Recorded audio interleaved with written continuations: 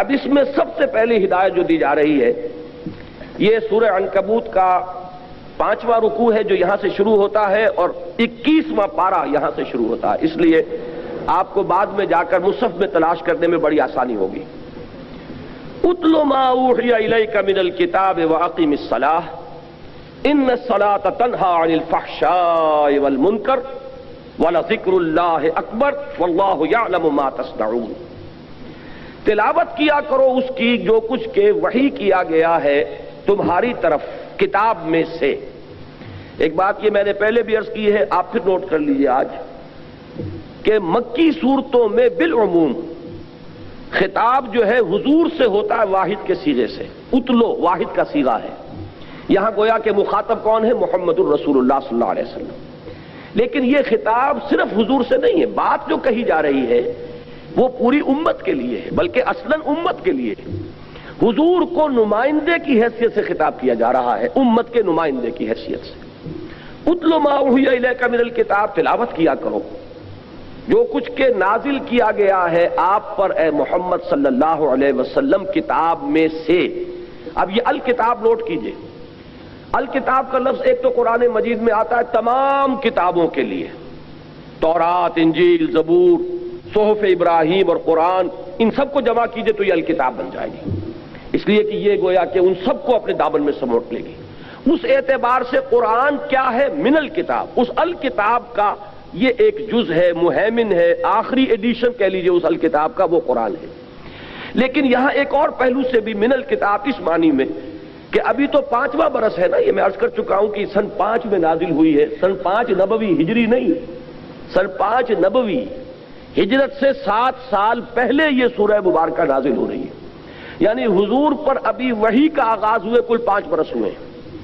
تو سن 5 میں ابھی کتنا قرآن نازل ہوا ہوگا؟ اول تو یہ کہ مکی قرآن جو ہے وہ پورے قرآن کا 2/3 بن جاتا ہے، 1/3 تو ابھی مدینے ہی میں جا کر اترنا ہے، ابھی وہ تو آیا ہی نہیں، اور اس میں سے بھی یوں سمجھیے کہ جو 2/3 ہے اس کا بھی میں سمجھتا ہوں کہ ابھی اس کا بھی 1/3 سے زیادہ نازل نہیں ہوا ہوگا۔ تو اس لیے فرمایا جو کچھ اس الکتاب میں سے، الکتاب سے مراد اگر یہاں قرآن لے تو معنی کیا ہوں گے؟ جو کچھ اس میں سے نازل ہو چکا ہے اب تک، اور اگر الکتاب کو تمام کتابوں کے مجموعے سے تعبیر کریں تو اس سے مراد قرآن ہوگی۔ تو فرمایا اتلو ما اوحی الیک من الکتاب، تلاوت کیا کرو اس میں سے کہ جو وحی کیا گیا ہے آپ کی جانب اے نبی صلی اللہ علیہ وسلم کتاب میں سے، واقم الصلاۃ، اور نماز کو قائم رکھو مضبوطی کے ساتھ، ان الصلاۃ تنہی عن الفحشاء والمنکر، یقیناً نماز روکتی ہے، منع کرتی ہے، بچاتی ہے فحش چیزوں سے بھی اور منکرات سے بھی، برائیوں سے بھی۔ وَلَذِكْرُ اللَّهِ اکبر، اور جان لو کہ اللہ کا ذکر، یقیناً اللہ کا ذکر سب سے بڑی شے ہے۔ وَاللَّهُ يَعْلَمُ مَا تَصْنَعُونَ، اور جو کچھ تم کر رہے ہو اللہ اسے جانتا ہے۔ اب یہاں اصل میں بات سمجھنے کی کیا ہے کہ دیکھیے اس راہ میں صبر و ثبات اور استقلال کے لیے اولین چیز جو ضروری ہے وہ تعلق مع اللہ ہے۔ اللہ کے ساتھ جتنا گہرا تعلق ہوگا اتنا ہی آپ اللہ کے لیے فاقہ جھیل سکیں گے، اتنا ہی آپ اللہ کے دین کے لیے قربانیاں دے سکیں گے۔ اس کو یوں سمجھیے کہ عشق مجازی جو ہے دنیا کا عشق، اس پر اس کو قیاس کر لیجئے، کسی کو، کسی مجنوں کو کسی لیلا سے جس درجے کا عشق ہوگا اسی درجے کی قربانیاں وہ دے گا، اسی درجے کی مشکلات جھیلے گا، اسی درجے میں ہو سکتا ہے کہ وہ جو شیری اور فرحاد کا قصہ ہے وہ انسان جو ہے اپنی جان کو ہلکان کر دے گا، اس لیے کہ عشق پر سارا دار و مدار ہے۔ جس سے قلبی لگاؤ ہے اس کے لیے آپ مصائب جھیلیں گے، جس سے محبت ہے اس کے لیے آپ تکلیفیں برداشت کریں گے۔ ہمارے ہاں کتنے ہیں، آپ خود اپنے گریبانوں میں جھانکیے، اپنے سینے پر ہاتھ رکھیے، آپ کو اولاد سے محبت ہے، اس اولاد کے لیے آپ کیا کچھ نہیں کرتے، کتنے پاپڑ نہیں بیلتے، ورنہ ایک آدمی کو اپنے 2 وقت کی روٹی کے لیے کتنی محنت کی ضرورت ہے، وہ ساری محنت مشقت جو کر رہا ہے صبح سے لے کر شام تک کی کمر توڑ دینے والی محنت کس کے لیے کر رہا ہے؟ اولاد کے لیے کر رہا ہے، اس لیے کہ اولاد سے محبت ہے۔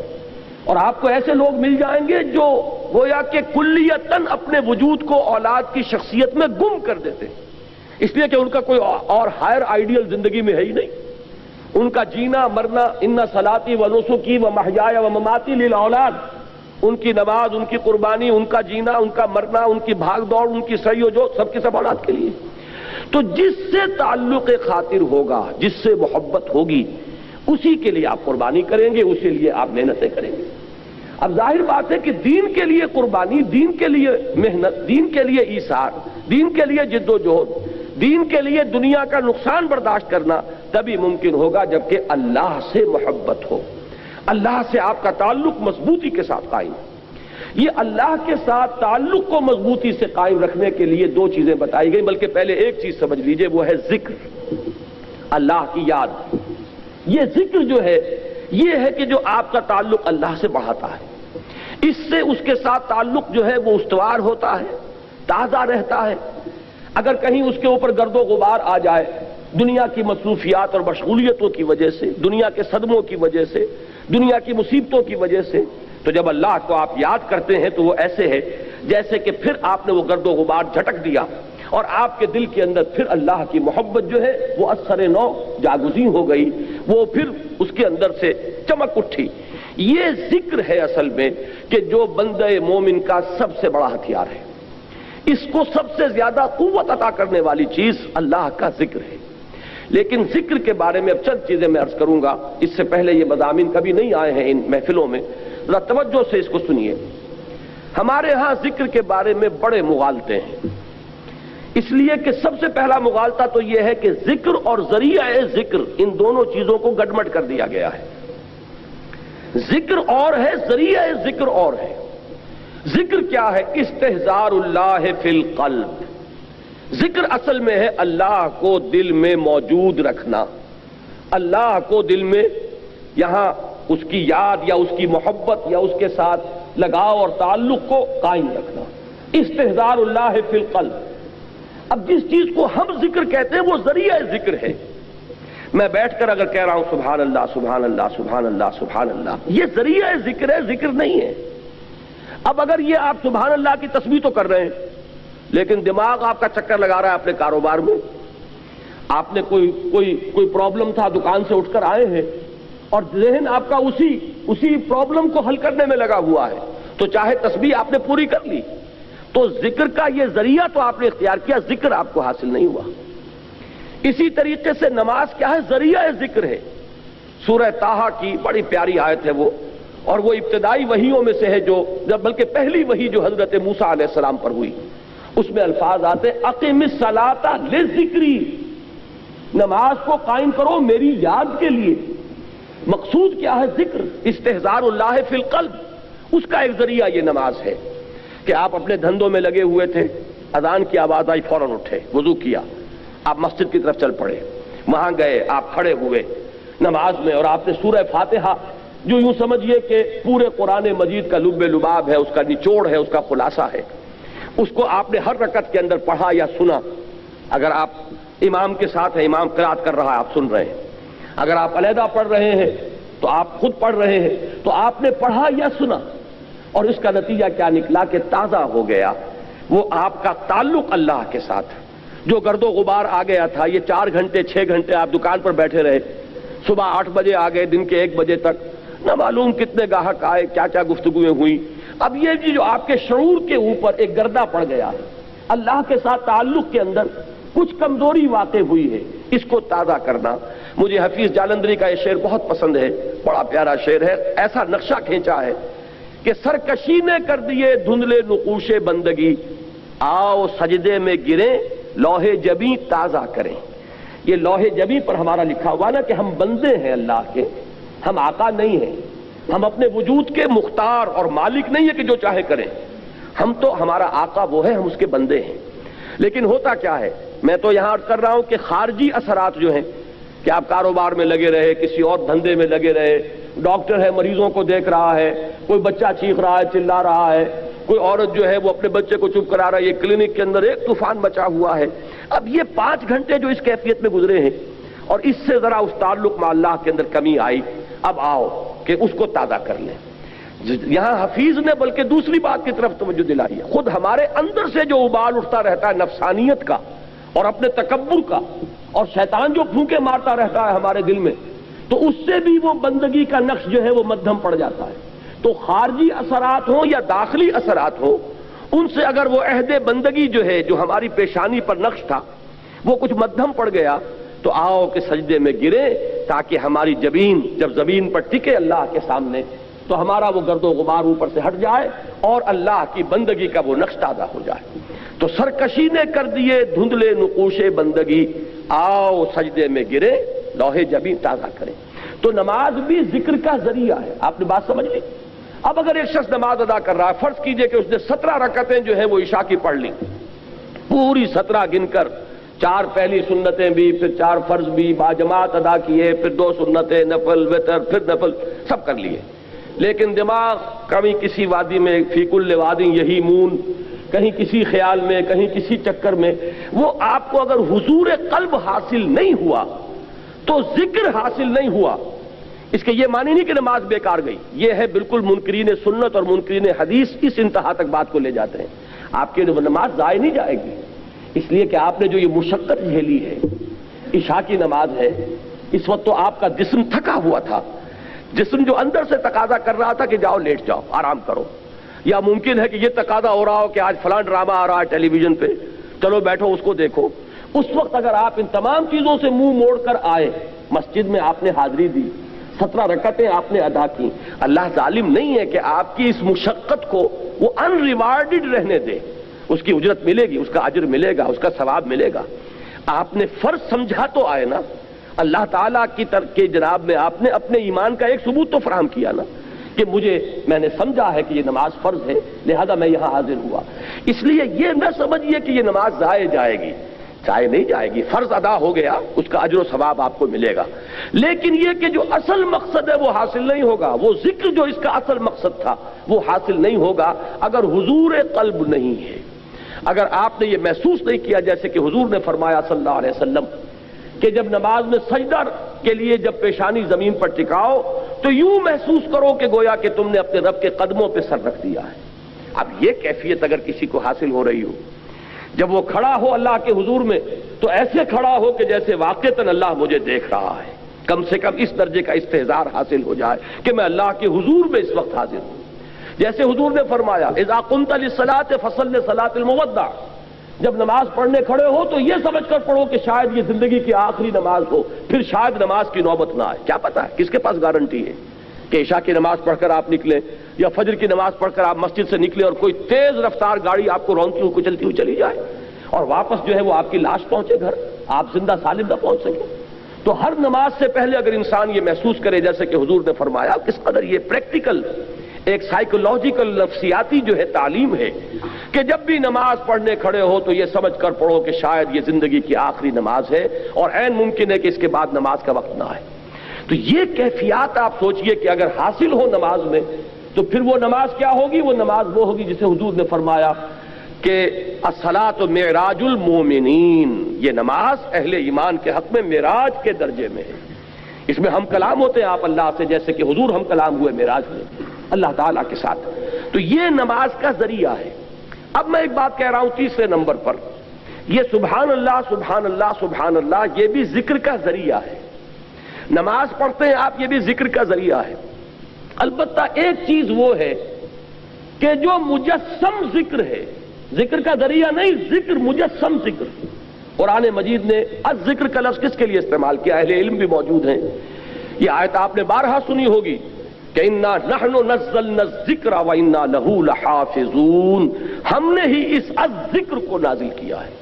دی ریممبرنس از قرآن، قرآن ہے یہ جو الذکر ہے، سراپا ذکر ہے، ہماتن ذکر ہے.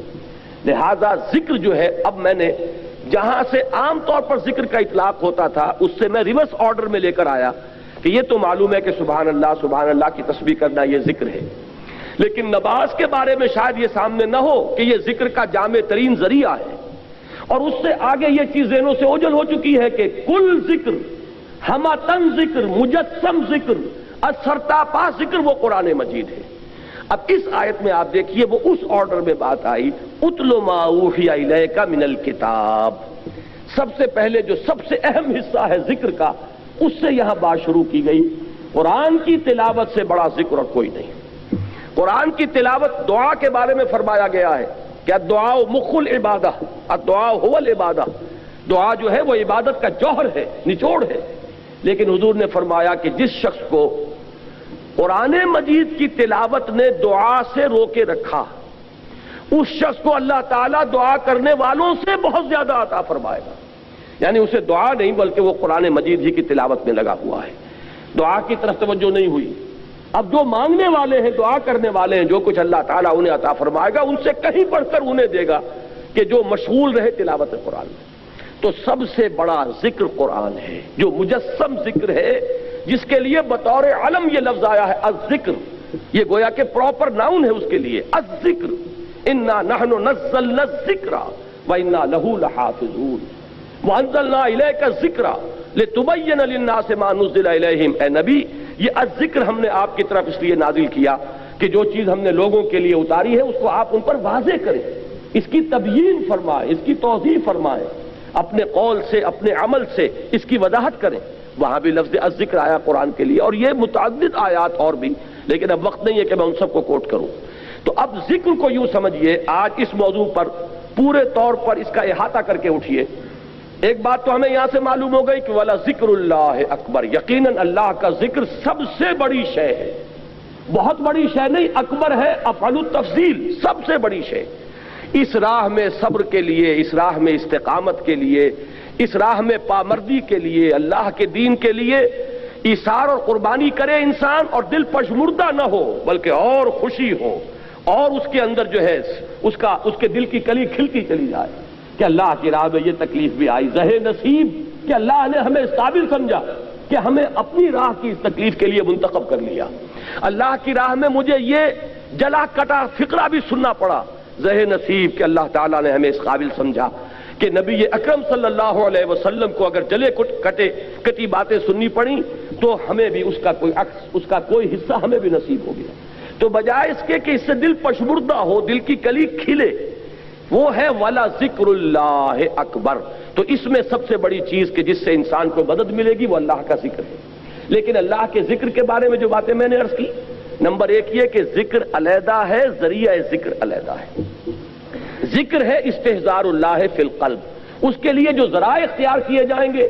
اب ان میں جب میں اوپر سے چلوں گا، نزولی ترتیب، سب سے اوپر کیا ہے؟ تلاوت قرآن، اتل ما اوحی الیک من الکتاب، اس لیے کہ قرآن الذکر ہے، لہذا اس کی تلاوت سب سے بڑا ذریعہ ذکر ہوگا، سب سے اہم، سب سے مقدم، سب سے پہلا ذریعہ ذکر تلاوت قرآن، اتل ما اوحی الیک من الکتاب۔ نمبر 2 پر ہے نماز۔ نماز جو ہے اس کے بارے میں عرض کر دوں کہ یہ جامع ترین ذریعہ ذکر ہے، مقدم ترین وہ ہے قرآن کی تلاوت، اہم ترین ہے قرآن کی تلاوت، لیکن جامع ترین یہ ہے۔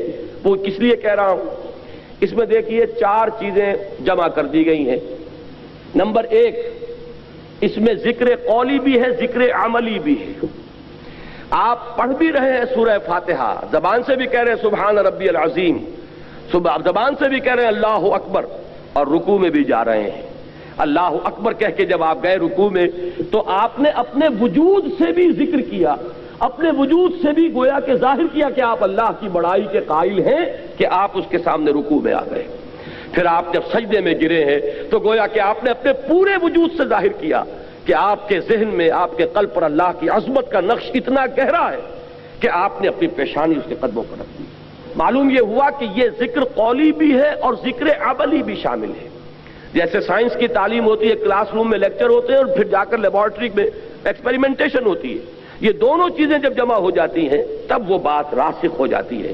تو ذکر قولی اور ذکر عملی، اور نمبر 2 ذکر قولی میں بھی، اب یہ میں ایک اصطلاح خود ایجاد کر کے آپ کے سامنے رکھ رہا ہوں۔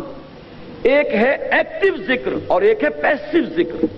ایکٹیو ذکر کیا ہے؟ جس میں خطاب ہوتا ہے اللہ کے ساتھ، جس میں کہ علامہ اقبال نے میننگ آف پریئر، ان پر ان کا ایک لیکچر ہے، وہ جو ان کے 7 لیکچرز ہیں طبع شدہ، reconstruction of religious thought in Islam, اس میں ایک meaning of prayer in Islam, اسلام میں دعا اور نماز کا مقام کیا ہے، اس کا مفہوم کیا ہے۔ بڑی پیاری بات ایک یہ کہی ہے کہ انسان جب دعا کرتا ہے اللہ سے تو اس میں وہ انائے صغیر انائے کبیر کے بالکل سامنے آ جاتی ہے۔ ایک تو یہ ہے کہ آپ جملہ خبریہ کی شکل میں اللہ اکبر اللہ اکبر اللہ اکبر آپ نے 34 مرتبہ کہا، اللہ سب سے بڑا ہے، اللہ سب سے بڑا ہے، اللہ سب سے بڑا ہے. یہ غائب کے سیغے میں بات ہو رہی ہے، اس میں خطاب نہیں ہے. اس لیے میں اس کو کہتا ہوں پیسو ذکر. اور ایک ایکٹیو ذکر ہے جس میں آپ اللہ سے ہم کلام ہوتے ہیں. ایاک نعبد و ایاک نستعین اہدنا الصراط المستقیم. یہ کیا ہے؟ اس میں آپ اللہ سے ہم کلام ہیں. یہاں آپ کی وہ انائے صغیر دی فائنائٹ ایگو، وہ بالکل انفائنائٹ ایگو کے سامنے آ کر اس سے خطاب کر رہی ہے. وہ افلاک سے آتا ہے نالوں کا جواب آخر، اٹھتے ہیں حجاب آخر، کرتے ہیں خطاب آخر. تو یہ جو خطاب والا انداز ہے نماز میں آپ کو یہ بھی ملے گا. سورہ فاتحہ کا اہم ترین حصہ یہی ہے. شروع میں جو ہے غائبانہ انداز میں آپ کہتے ہیں الحمدللہ رب العالمین الرحمن الرحیم مالک یوم الدین. یہ غائبانہ انداز ہے، یہ جملہ خبریہ ہے. لیکن یہاں ایاک نعبد و ایاک نستعین، اب یہاں خطاب ہو گیا ہے. اب آپ اللہ سے براہ راست ہم کلام ہیں. تو نماز میں میں نے عرض کیا کہ ذکر قولی اور ذکر عملی جمع ہو گئے. اور ذکر قولی میں یہ بھی کہ خطاب والا ذکر جس میں اللہ سے ہم کلام ہو، اور ایک یہ کہ غائبانہ انداز میں اللہ کی تسبیح، اللہ کی تحلیل، اللہ کی تکبیر. آپ ہر مرتبہ جب اٹھ رہے ہیں اللہ اکبر، اب یہ کیا ہے؟ یہ بھی ذکر ہے. تو معلوم ہوا کہ ذکر کا اہم ترین مقدم ترین ذریعہ تلاوت قرآن، ذکر کا جامع ترین ذریعہ نماز. اتل ما اوحی الیک من الکتاب واقم الصلاۃ ان الصلاۃ تنہی عن الفحشاء والمنکر. یقیناً نماز روکتی ہے فحشاء سے اور منکر سے. اب یہاں پہ تھوڑی سی بات کروں گا. اس وقت میری آج کی گفتگو کے اعتبار سے یہ بات ضمنی ہوگی، اس لیے کہ کافی دور تک پہنچنا ہے ہمیں. یہ عام طور پر لوگوں کے ذہن میں رہتا ہے کہ صاحب یہ نماز ہم بھی پڑھتے ہیں، لیکن نماز کے ساتھ لوگ 420 بھی کرتے ہیں، نماز بھی پڑھتے ہیں جھوٹ بھی بولتے ہیں، نماز بھی پڑھتے ہیں بلیک مارکیٹنگ بھی کرتے ہیں، نماز بھی پڑھتے ہیں یہ بھی کرتے ہیں. یہ ہے ہمارے معاشرے کا. اور نوجوان نسل میں جو ابا اور جو بغاوت پیدا ہوئی ہے دین سے، میں بربلا یہ کہتا ہوں کہ یہ ان مذہبی لوگوں کا رد عمل بھی ہے جنہیں وہ اپنی آنکھوں سے دیکھتے ہیں کہ ہمارے ابا جان نماز میں تو بڑے پکے ہیں، لیکن اتنے ہی پکے جو ہیں وہ دکان پر جھوٹ بولنے میں بھی ہیں. ظاہر بات ہے کہ بیٹے سے تو چھپی ہوئی بات نہیں ہے. آپ کسی سے چھپا لیں گے، آپ کی بیوی سے تو آپ کی کمزوریاں جو ہیں وہ چھپی ہوئی نہیں ہے، آپ کے گھر والوں سے، آپ کی اولاد سے تو چھپی ہوئی نہیں ہے کہ نماز میں بھی پڑے پکے ہیں، جھوٹ بولنے میں بھی پکے ہیں. ظاہر بات ہے کہ اس کا تو اس کی طبیعت، نوجوان جو ہے اس کا معاملہ یہ ہوتا ہے کہ وہ ان چیزوں پر غور کرتا ہے. چاہے اگر سعادت مند ہے آپ کے سامنے بولتا نہیں، لیکن آپ کو دیکھ تو رہا ہے، اس کا ایک اثر وہ قبول کرتا ہے اور وہ سمجھتا ہے کہ نماز بیکار ہے، فائدہ کیا اس کا. اگر نماز کے ساتھ یہ بھی ہے، اگر نماز کے ساتھ سنگ دلی بھی ہے، ایک غریب آدمی کو دیکھ کر آپ کا دل نہیں پسیجا، نوجوان جو ہے اس کا بھی تاثر قبول کرتا ہے کہ ہمارے ابا جان کے پاس کتنی کچھ دولت ہے اور اس نے اپنے ایک دکان کے ملازم کے ساتھ کیا سلوک کیا. اس وقت اس کی بیوی بیمار تھی، اسے کچھ قرض کی ضرورت تھی اور ابا جان نے کس طریقے سے ڈانٹ دیا، دھتکار دیا ہے. یہ نوجوان جو ذہن ہے یہ ان چیزوں کو دیکھتا ہے اور ان سے امپریشن لیتا ہے، اس سے تاثر لیتا ہے. تو یہ مسئلہ ہمارے ہاں کے زندہ مسئلوں میں سے کہ کیا وجہ ہے کہ ہماری نمازیں جو ہے بے اثر کیوں ہو گئی. قرآن دعوے سے کہہ رہا ہے کہ نماز تو فحش اور بے حیائی کے کاموں سے روکتی ہے، جبکہ ایسے لوگ ہمیں نظر آتے ہیں معاشرے کے اندر کہ نماز میں ہو سکتا ہے. میں نے مثالیں دی ہیں بعض اوقات. جب میں اپنی MBBS سے فارغ ہو کر تازہ گیا تھا منگومری، جو اب سائیوال کہلاتا ہے، میں نے وہاں 2 اشخاص کو دیکھا. ایک وہاں حاجی بلیکیا کے نام سے مشہور تھا، اس کی یہ داڑھی تھی لمبی، اور نہ صرف یہ کہ نماز میں 100%، بلکہ وہ خاصا آسودہ حال کھاتا پیتا آدمی تھا. اس کے پاس ڈپو تھے اور ڈپو ہی میں بلیک ہوتی تھی، تو وہ اذان بھی خود جا کر دیتا تھا. 5 وقت کی اذان وہ شخص دیتا تھا. یعنی جہاں تک عبادت کا تعلق ہے، یہ ایک صاحب ساہیوال کے بیٹھے ہوئے سر ہلا رہے ہیں، تو وہ ان کے ذہن میں وہ صاحب آ گئے ہوں گے، لیکن بہرحال میں کسی متعین شخص کو نہیں، میں تو ایک مثال کے طور پر آپ سے کہہ رہا ہوں کہ یہ ہمارے معاشرے کے اندر وہ حاجی بلیکیا جو ہے وہ نوجوان نسل پر اپنے اس دین کا کیا اثر قائم کر رہا ہے. اور اس کے ساتھ ہی بالکل پیرلل ایک حاجی رشوت تھے وہاں، وہ انکم ٹیکس کے اندر وہ انسپیکٹر تھے، ان کی بھی داڑھی بہت طویل اور نمازی بہت پکے، لیکن وہ خوب رشوت لیتے تھے خود بھی اور رشوتیں دلواتے تھے مسجدوں کو بھی. جا کے جب وہ کسی پارٹی کا گلا دباتے تھے تو اپنے لیے بھی کچھ لیتے تھے اور اللہ کو نہیں بھولتے تھے، اللہ کے گھر کے لیے بھی چندے لے لیتے تھے. یہ ہے ہمارے ہاں کی وہ دینداری کہ جس کی وجہ سے واقعہ یہ ہے کہ نوجوان نسل میں اگر دین سے دوری ہوئی ہے تو اس کے کچھ اسباب ہیں. اے باد صبا ہی ہم آوردہ تشت، یہ ہمارے اپنے کرتوت ہیں کہ جس کی وجہ سے نوجوان نسل میں بغاوت پیدا ہوئی. وہ کیوں ہے؟ وہ اسی وجہ سے ہے کہ یہ نماز رہ گئی رسم اذاں، روح بلالی نہ رہی. پوری زندگی کے ساتھ اس کی کوئی کوآرڈینیشن نہیں ہے، اس کی کوئی مطابقت نہیں ہے. زندگی میں جو کچھ امنگیں ہیں، ارادے ہیں، جو ویلیوز ہیں، ویلیوز ان لائف، اس کا اس نماز کے ساتھ کوئی تعلق نہیں رہا. یہ ایک اپینڈکس ہے، یہ ایک ضمیمے کی حیثیت سے انسان کی زندگی کے اندر علیحدہ جڑی ہوئی شے ہے. اس کا اس کے اصل سیرت سے، اصل کردار سے کوئی تعلق نہیں. یہ وجہ ہے کہ یہ نماز وہ نماز نہیں ہے. ہمارا یہ حج 30 لاکھ افراد حج کر رہے ہوں، لیکن یہ کہ کوئی دنیا میں اس کا اثر، ہمارے ہاں سے اگر 1 لاکھ افراد حج کر کے آئیں تو کوئی 1% دیانتداری معاشرے میں ہر سال اگر بڑھے اس 30 یا 1 لاکھ افراد کے حج کرنے سے، تو آج 25 سال اور 40واں شروع ہو چکا ہے. 40% تو ہمارے ہاں دیانتداری بڑھتی اور بددیانتی گھٹتی. لیکن نہیں، معلوم ہوتا ہے کہ وہ جو کچھ ہے وہ سب ہے. نمازوں، روزوں، قربانیوں، حج، یہ سب باقی ہیں، تو باقی نہیں ہے. وہ بیچ میں جو روح ہے وہ نکل چکی. اب یہ ریچولز کی شکلیں اختیار کر چکے ہیں یہ اعمال. یہ وجہ ہے، ورنہ واقعہ یہ ہے کہ بندہ مومن کے لیے سب سے بڑی تلوار وہ یہ نماز ہے. اللہ کے ساتھ تعلق قائم کرنے والی سب سے بڑی چیز نماز ہے. اچھا، ذکر کی بات کر رہا تھا. مقدم ترین، اہم ترین ذکر تلاوت قرآن. نمبر 2 نماز. نمبر 3 وہ جو حضور صلی اللہ علیہ وسلم سے جو مسنون دعائیں ہیں. دیکھیے یہ ہے نمبر 3 پر، اذکار مسنونہ اور ادعیہ مسنونہ.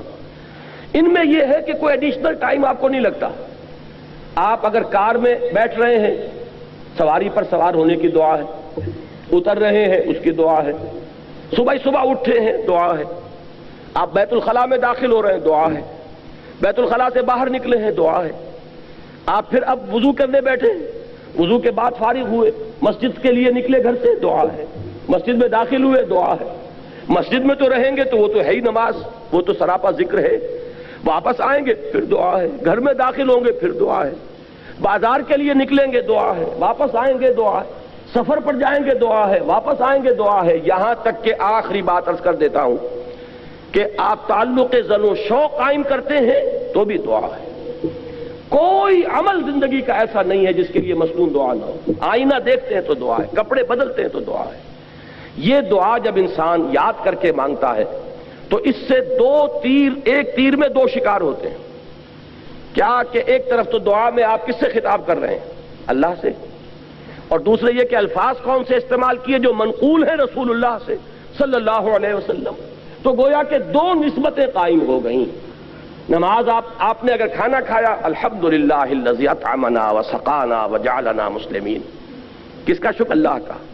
اور کس کے الفاظ ہیں یہ جو آپ اس وقت ادا کر رہے ہیں؟ محمد الرسول اللہ کے. تو گویا کہ لا الہ الا اللہ اور محمد الرسول اللہ دونوں نسبتیں جو ہماری ہیں وہ تازہ ہو گئیں اس دعائے مسنونہ سے. تو نمبر 3 میں اس کو رکھیے. پنجاب میں وہ بڑا پیارا جملہ ہے اس کے لیے کہ دنیا کا کوئی بھی کام آپ کر رہے ہیں تو ہتھ کار ول دل یار ول. دل اللہ کے ساتھ لگا رہے اور ہاتھ کاموں میں مشغول رہے. اقبال نے حضرت فاطمہ زہرا رضی اللہ تعالی عنہا کے لیے جو اشعار کہے ہیں اس میں بڑے پیارے الفاظ آئے ہیں کہ آسیہ گرداں لب قرآن سرا. کہ حضرت فاطمہ رضی اللہ تعالی عنہا جب چکی پیستی تھی تو قرآن مجید پڑھتی جاتی تھی. اس لیے کہ چکی پیسنے میں تو صرف ہاتھ ہی لگتا ہے نا. میں نے خود دیکھا ہے، اپنی ایک بزرگ میری رشتے میں وہ دادی بنتی تھی، میں نے یہ نقشہ دیکھا ہے ان کا اپنے بچپن میں کہ وہ بیٹھی ہیں اور چکی پیس رہی ہیں اور ساتھ ہی یہ ہے کہ وہ قرآن شریف پڑھ رہی ہیں. معلوم ہوا کہ ظاہر بات ہے کہ یہ مشقت جسمانی ہو رہی ہے نا. اس وقت آپ کا ذہن فارغ ہے، اس وقت آپ کی زبان فارغ ہے.